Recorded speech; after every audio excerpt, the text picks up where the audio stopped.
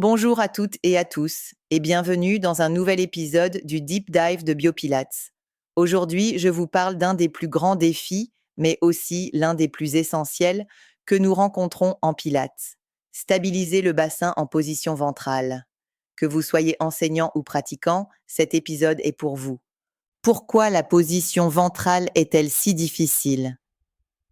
Eh bien, dans les mouvements inspirés de la brasse, on est allongé sur le ventre et on essaie de renforcer le haut du dos tout en gardant le bassin en position neutre. Le problème, c'est la gravité. Elle attire le bassin vers l'avant, provoquant une antéversion et donc une compression lombaire. Sans l'activation des muscles profonds, comme le transverse de l'abdomen et le plancher pelvien, on se retrouve avec un creusement excessif et une instabilité. C'est pourquoi j'appelle cela un vrai défi pédagogique. Quelles sont les difficultés rencontrées par les élèves?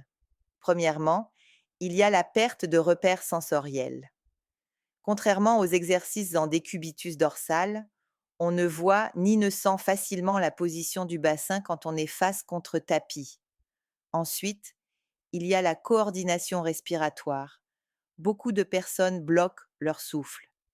Il faut réussir à synchroniser une respiration costo-latérale avec l'extension vertébrale et l'engagement du centre. Ce n'est pas juste physique, c'est neuromusculaire. C'est pourquoi j'utilise des feedbacks tactiles, des visualisations et des consignes très progressives. Mes exercices préférés pour ça? Voici mes 3 incontournables. L'extension thoracique avec les mains près des épaules, idéale pour explorer la mobilité thoracique et observer les compensations lombaires. Le soulèvement avec les mains près des hanches, excellent pour la stabilité scapulaire et la préparation à la propulsion.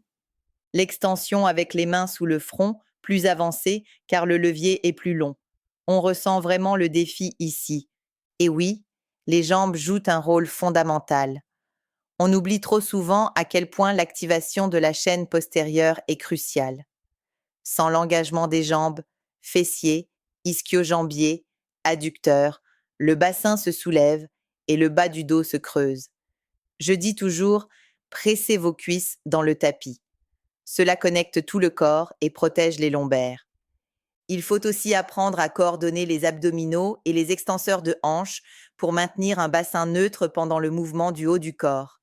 Sinon, il est trop facile de cambrer et de surcharger la zone lombaire. Franchement, c'est l'un des exercices les plus difficiles à enseigner.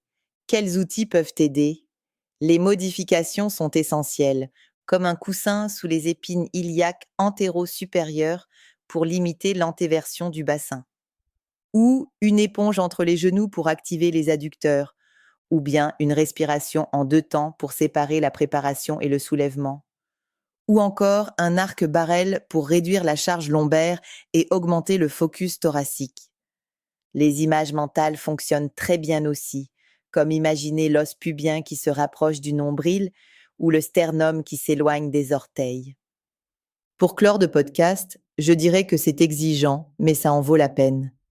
Ce type de travail développe une conscience profonde et transférable. Que ce soit pour marcher, nager ou même s'asseoir, vous améliorez votre posture et vous protégez votre dos. Rappelez-vous ce que disait Joseph Pilates, ce n'est pas la quantité qui compte, mais la qualité du mouvement. Merci pour votre écoute et à très bientôt dans le Deep Dive de Biopilates.